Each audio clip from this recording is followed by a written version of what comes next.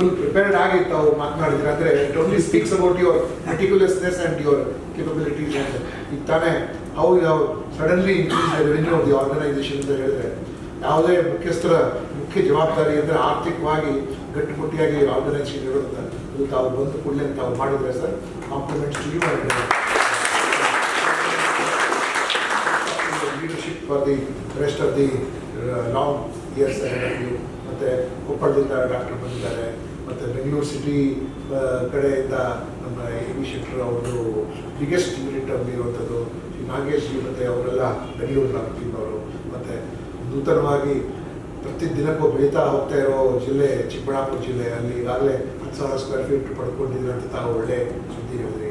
ಮತ್ತು ಈ ಸಮಯದಲ್ಲಿ ನಮ್ಮ ಕಾರ್ಯ ಭಾಳ ಜಾಸ್ತಿ ಇರುತ್ತೆ ಅನ್ಸುತ್ತೆ. ಸೋ ಮಚ್ ಆ್ಯಕ್ಟಿವಿಟಿ ನಾವು ನಿಂತಾಣ ಬರುವಾಗ ಬ್ಲಡ್ ಬ್ಯಾಂಕ್ ಬಗ್ಗೆನೂ ಕೂಡ ಭಾಳ ಹೇಳಿದ್ರು. ಮತ್ತು ತಾವು ಆಗಲೇ ಟಾರ್ಗೆಟ್ ಕೂಡ ಕೊಟ್ಬಿಟ್ಟಿದ್ದೀರ 45,000 ಮುಟ್ಟಬೇಕು, ಹಿಂದೆ 30,000 ಆಯಿತು ಅಂತ. ನಮ್ಮ ಸಂಸ್ಥೆಗೆ ಅಂತಾರಾಷ್ಟ್ರೀಯ ಮಟ್ಟದಲ್ಲಿ ಕೂಡ ಒಂದು ರೀತಿಯ ಮಾನ್ಯತೆ ಇದೆ. ಹೌದಾ ಇಲ್ವೋ? ಇದ್ದಾನೆ. ನೀವು ಐಸ್ಲ್ಯಾಂಡ್ಗಾದರೂ ಹೋಗಿ, ಸೌತ್ ಆಫ್ರಿಕಾಗಾದರೂ ಹೋಗಿ, I am from red cross ಅಂತ ಹೇಳಿದ್ರೆ ನಿಮಗೆ ಕೈ ಕುಲುಕಿ ನಿಮಗೆ ಕೂರಿಸಿ ಏನಾಗಬೇಕು, ಏನು ಮಾತಾಡಬೇಕು ಅಂತ ಕೇಳ್ತಾರೆ. ಸೊ ಅಂಥ ದೊಡ್ಡ ಸಂಸ್ಥೆಗೆ ನಾವೊಂದು ನಮ್ಮ ಸೇವೆಯಲ್ಲಿ ಭಾಗಿಯಾಗಿರೋದ್ರಿಂದ ನಮ್ಮೆಲ್ಲರ ಸೌಭಾಗ್ಯ ಅದು.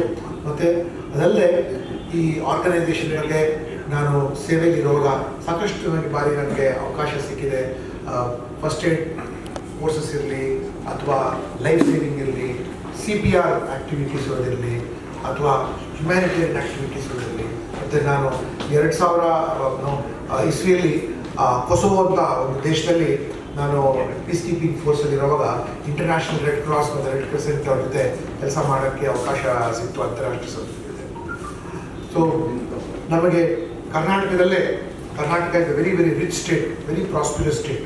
ಬಟ್ ನಮ್ಮ ಸಮಸ್ಯೆಗಳು ಬೇರೆ ಥರ.